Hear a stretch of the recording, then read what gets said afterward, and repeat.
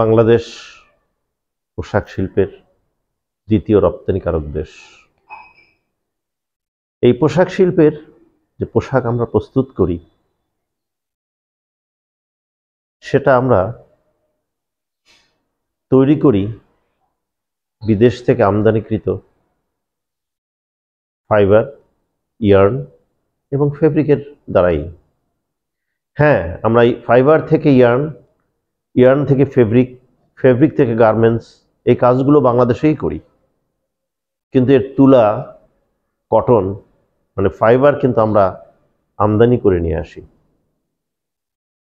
তাহলে চিন্তা করেন, আমরা একটা গার্মেন্টস তৈরি করতে কত মিলিয়ন বিলিয়ন ডলারের ইন্ডাস্ট্রি ব্যবহার করি। এবং একটা ছোট্ট উদাহরণ যদি দেই, তাহলে একটা প্যান্ট সে যত দামিই হোক না কেন, সাধারণত অ্যাভারেজ আমরা $5 থেকে $10 মধ্যে বিক্রি করি। তবে মেজরিটি অংশ প্যান্টের দাম হলো $5 থেকে $7, বাংলাদেশি টাকায় যেটা 500 থেকে 700 টাকা। আপনি কি জানেন, আমাদেরকে বলা হয় 50 ওয়াশ মানে 50 বার ওয়াশ করলেও এই প্যান্টের কোয়ালিটি ঠিক থাকবে, সেই গ্যারান্টি বা ওয়ারেন্টি আমাদেরকে দিতে হয়। তাহলে একটা প্যান্ট যাদের কাছে আমরা বিক্রি করি তারা 50 বার ওয়াশ করবেন, মানে 50 সপ্তাহ পরবেন,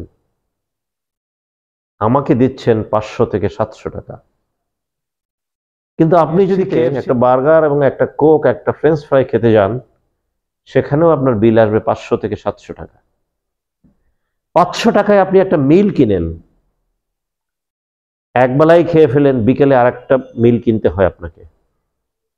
কিন্তু 500 টাকা একটা প্যান্ট কিনতে চান আমার কাছ থেকে বা বাংলাদেশ থেকে 50 বার ধোয়ার জন্য।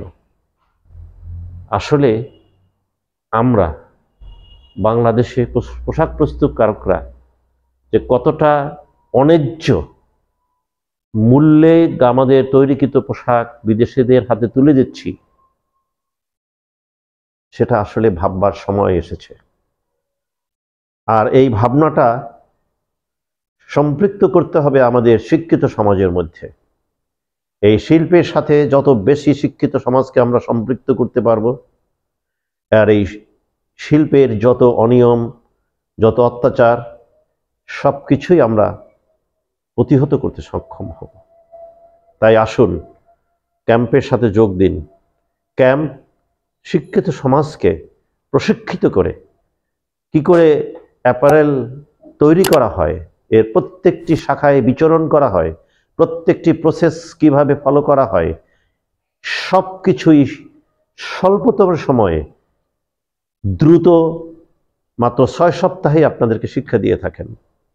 এবং এই একজন শিক্ষিত লোক যখনই পোশাক শিল্পে সংযুক্ত হবেন, তার সারা জীবনের অর্জিত শিক্ষা এই 6 সপ্তাহের সাথে সংযুক্ত করে যখন পোশাক শিল্পে তার অবদান রাখবেন, তখন পোশাক শিল্প এই সকল অন্যায়, অত্যাচার, অবিচার থেকে নিষ্কৃতি পাবে।